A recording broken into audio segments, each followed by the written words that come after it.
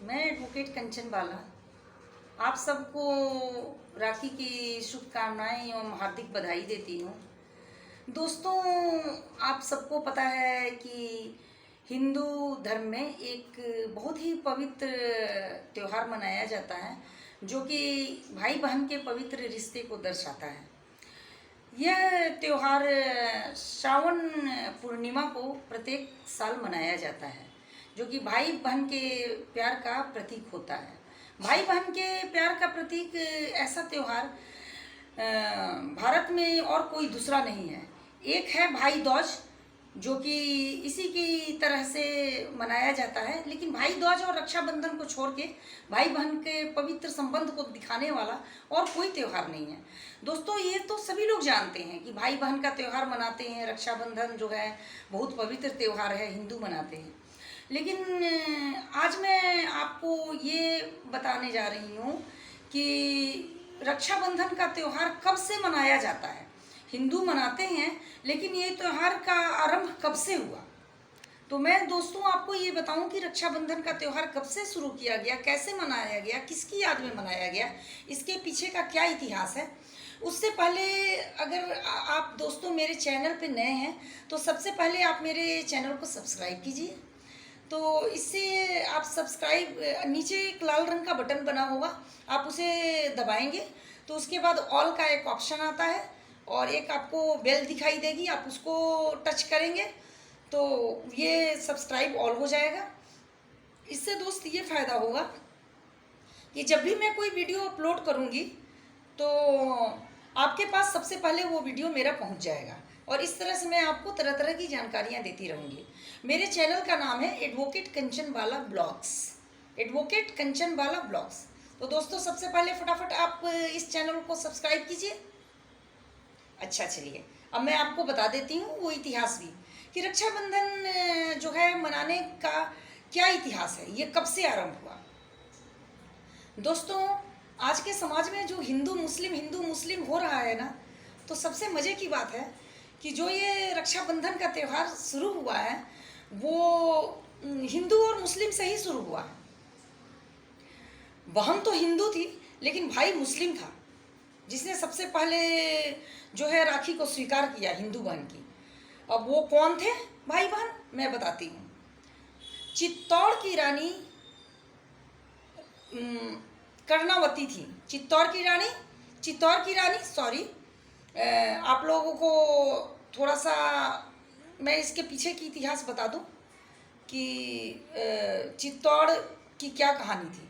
चित्तौड़ के राजा की मृत्यु हो गई, तो चित्तौड़ की राजा की मृत्यु के बाद रानी कर्णावती यानी उनकी पत्नी चित्तौड़ की रानी बनी। अब चूंकि राजा की मृत्यु हो चुकी थी, रानी विधवा हो चुकी थी, तो धीरे धीरे प्रजा और सेना के लोगों ने इसका थोड़ा दुरुपयोग किया और वो इधर उधर दूसरे देश में जाने लगे, दूसरी सेना से मिल गए किसी तरह, मतलब उनकी सेना बहुत कम रह गई। चित्तौड़ की रानी के पास, कर्णावती के पास बहुत ही कम सेना रह गई और उस थोड़े से सेना से उनको ऐसा लगता था मुझे अपनी सेना को बढ़ाना है। तो पहले आपको पता होगा कि पहले ऐसा करते थे राजा लोग कि अपनी वो राज्य का विस्तार करने के लिए, अपने साम्राज्य विस्तार के लिए या आपसी दुश्मनी निभाने के लिए या कभी कभी किसी धन के लालच से भी, मतलब ऐसे कई कारण होते थे जिससे राजा लोग एक दूसरे राज्य पे आक्रमण करते ही रहते थे।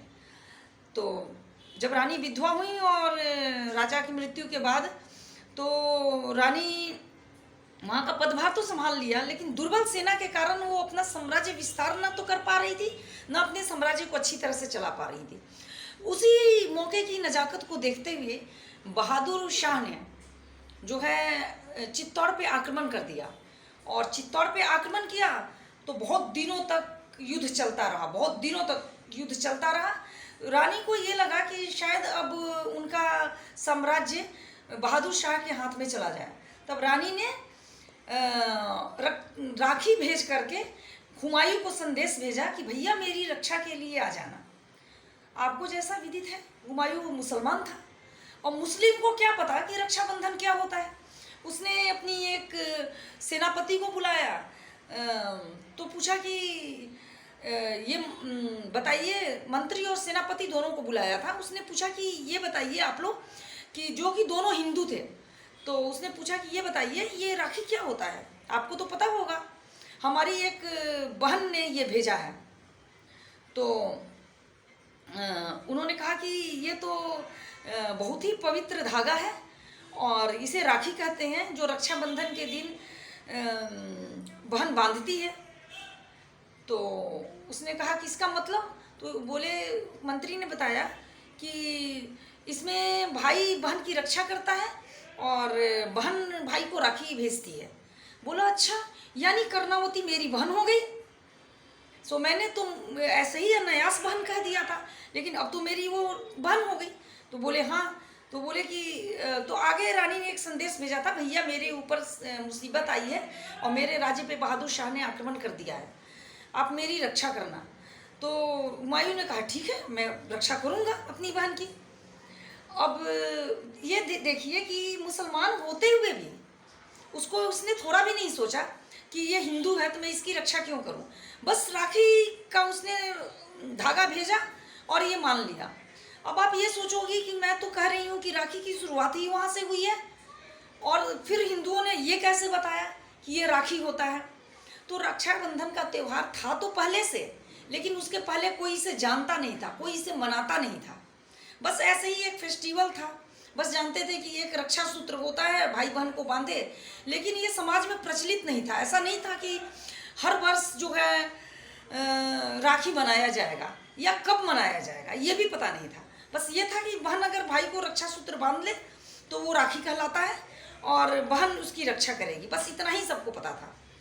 लेकिन चूंकि ये जो घटना मैंने हुमायूं को बताई, ये घटना जो है श्रावण मास की है, श्रावण मास में ये घटना हुई थी, इसलिए एक तिथि निश्चित करके श्रावण पूर्णिमा को राखी के रूप में मनाते हैं। तो आप ये चीज़ समझ गए होंगे। अब मैं बताऊं हुमायूं की बात। तो हुमायूं चूंकि राखी बंधवा करके एक धर्म भाई बन चुका था कर्णावती का, हुमायूं को पता था कि रात को सेना को प्रस्थान करने के लिए नहीं कहा जाता, ये आदेश बिल्कुल सही नहीं है राज्य के नियम के अनुसार, लेकिन फिर भी उसने ऐसा किया क्योंकि बहन की रक्षा का सवाल था। और हुमायूं रात को ही चल पड़ा चित्तौड़ की ओर सेना को लेकर के। दिन रात चलते हुए वो चित्तौड़ पहुंचा, लेकिन आपको पता है कि जो है दिल्ली से चित्तौड़ की दूरी कितनी है। सैकड़ों मील चलने के बाद, सैकड़ों मील चलने के बाद भी हुमायूं को पहुंचने में देर हो गई। तो हुमायूं कर्णावती के राज्य यानी चित्तौड़ तो पहुंच चुका था, लेकिन वो जैसे ही वो लोग किले के अंदर प्रवेश किए, रानी को ऐसा लगा कि बहादुर शाह के सैनिक यानी दुश्मनों ने आक्रमण कर दिया और किले का दरवाज़ा टूट चुका है, अब हमारा अस्तित्व तो बचेगा नहीं। तो रानी ने अपनी सारी जो है उनकी दासियाँ जो भी थी, सेविका और भी जो महिलाएं थी वहाँ पे, जिसमें उनकी दासियाँ भी थीं, अंगरक्षिका भी थीं, उन सब के साथ रानी ने अपने किले का दरवाज़ा तो खुल ही चुका था, वो अपने जो महल का दरवाज़ा था उसको बंद करके अंदर से जौहर कर लिया।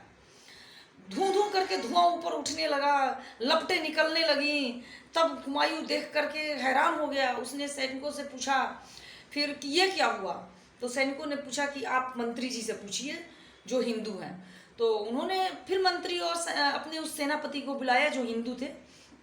उन्होंने बताया कि जनाब ऐसा है, हमारे यहाँ जब सतीत्व की रक्षा नहीं हो पाती और जब स्त्रियों को ये लगता है कि हमारा सतीत्व का हनन हो सकता है, तब वो जौहर कर लेती हैं। शायद हमारे अचानक किला में घुसने से रानी को ऐसा लगा हो कि दुश्मनों ने आक्रमण कर दिया हो, इसलिए वो अपनी सतीत्व की रक्षा के लिए उन्होंने जौहर कर लिया। हुमायूं ने कहा अच्छा। फिर उसने किले महल का दरवाज़ा तोड़ा गया और अंदर जाके देखे तो सब नस्तानाबूद था और पूरी राख राख ही दिखाई दे रहा था। हुमायूं ने वहीं से अपनी बहन कर्णावती के राख का एक चुटकी भर उठाया और अपने माथे पे तिलक लगाया और बोला, बहन तुम्हारे इस भाई को अपनी बहन की सौगंध है कि जब तक मैं बहादुर शाह के एक एक सैनिक को काट नहीं डालूंगा, उसके बहादुर शाह के सारे सैनिकों को बर्बाद नहीं कर दूंगा, तब तक मैं चैन की सांस नहीं बैठूंगा। ये जो है एक भाई का अपनी बहन के प्रति असली जो है सौगंध होगा। और कह के हुमायूं बहादुर शाह के सैनिकों को काटना बर्बाद करना शुरू कर दिया और अंत में यही हुआ। लड़ाई करते करते बहादुर शाह के सारे सैनिकों को हुमायूं ने मार डाला, काट डाला और चित्तौड़ पे उसने अपना जो है ये चित्तौड़ पे उसने फतह कर लिया। लेकिन चित्तौड़ पे फतह करने के बाद भी, चित्तौड़ को जीतने के बाद भी एक तरह से हुमायूं ने चित्तौड़ को जीत लिया, लेकिन उसके बाद भी उसने अपनी बहन की, भाई बहन के रिश्ते का सम्मान किया और कर्णावती के पुत्र विक्रमजीत सिंह को चित्तौड़ का राजा बना करके और सकुशल अपने देश फिर उस अपने साम्राज्य में वापस आ गया। ये थी मर्यादा भाई बहन की। सिर्फ एक धागा भेजने से बहन हिंदू और भाई मुस्लिम, और हिंदू मुस्लिम सबको मिटाते हुए खुद हुमायूं ने अपने एक मुस्लिम राजा के विरुद्ध ही लड़ाई किया हिंदू बहन के कहने पे, क्योंकि यहाँ भाई बहन के संबंध का नाता था, उस राखी के मान मर्यादा का था। तो अब आप समझ गए होंगे कि हुमायूं और कर्णावती ने जब से राखी था तो पहले से हमारे शास्त्रों में था, लेकिन कोई समाज में मनाता नहीं था। लेकिन ये चलन में आ गया तब जबकि कर्णावती ने हुमायूं को राखी भेजा। तो जब एक कर्णावती एक हुमायूं को राखी भेज करके और इस तरह से हिंदू मुस्लिम के भेद को मिटा सकती है, और हुमायूं भी जो है सारी मान मर्यादा को लांघ करके रात को सेना को ले जाता है, रात को आक्रमण करता है, सारी चीज़ें होती हैं, तो फिर हम आज ऐसे क्यों बदल गए हैं? आज ऐसा क्या हो गया है कि जब भी उठो तो हिंदू कहते हैं, मुस्लिम दंगाई हैं, ये तो जिहादी हैं जी, इनको तो बस यही आता है। मुस्लिम कहते हैं हिंदू, अरे वो तो ढोंगी हैं, उनके तो धर्म में पता नहीं कितने नखरे हैं। ऐसी क्या बात हो गई कि आप धर्म के नाम पे लड़ रहे हो, मजहब के नाम पे लड़ रहे हो? अरे आपस के संबंध को देखो, आपस की चीज़ें देखो, समाज में शांति बना करके रखो। तो आज इस रक्षाबंधन के पावन पर्व पे मैं एडवोकेट कंचन बाला आप लोगों से गुजारिश करूंगी कि अपने पूर्व संस्कृति को याद करो, अपने कर्णावती हुमायूं को याद करो, और फिर से क्यों ना वही हम कर्णावती और हुमायूं की तरह से हम हिंदू मुस्लिम मिल करके इस त्यौहार को मना लें। क्यों ना हम उस तरह से एक धागे की लाज को रखें। अब तो समाज इतना गंदा हो गया है कि केवल धर्म और जाति का ही नाम लेते हैं। इस सब को मिटा करके हुमायूं और कर्णावती को उनकी जो राखी की मर्यादा थी उसको रखते हुए हम आज से संकल्प लेते हैं कि हम हिंदू मुस्लिम सिख ईसाई किसी भी धर्म में, किसी भी जाति पे और भी किसी भी तरह से हम भेदभाव नहीं करेंगे। इन बातों को हम अपने मुंह पे भी नहीं लाएंगे, अपनी जिह्वा पे नहीं लाएंगे। हमारी जिह्वा पे सरस्वती का वास होगा। हम जब भी बोलेंगे शुभ शुभ ही बोलेंगे। जब हमारे जिह्वा से कोई वाणी निकलेगी तो सरस्वती की रसधार होगी, गंगा यमुना तहजीब जिसे कहते हैं। हम उस संस्कृति को अपनाएंगे, उसी संस्कृति को अपनाएंगे, अपनी पुरानी संस्कृति को अपनाएंगे। जय तु संस्कृति, जय तु संस्कृतम, जय भारत, जय देश। आप सभी को रक्षाबंधन की हार्दिक शुभकामनाएं। नमस्कार।